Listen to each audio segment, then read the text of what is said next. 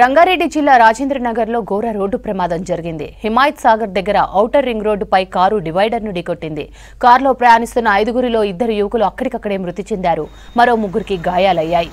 ప్రమాదంలో కారు నిజ్జునిజ్జైంది. మృతదేహాలను పోస్టుమార్టం కోసం ఉస్మానియాకు తరలించారు పోలీసులు. క్షతగాత్రులకు శంషాబాద్లోని ఓ ప్రైవేట్ ఆసుపత్రిలో వైద్యం అందిస్తున్నారు.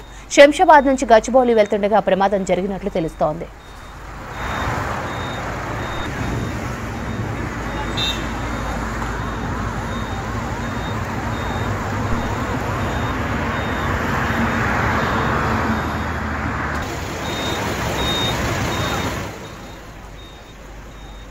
రంగారెడ్డి జిల్లా రాజేంద్రనగర్లో ఘోర రోడ్డు ప్రమాదం జరిగింది. హిమాయత్ సాగర్ దగ్గర ఔటర్ రింగ్ రోడ్డుపై కారు డివైడర్ను ఢీకొట్టింది.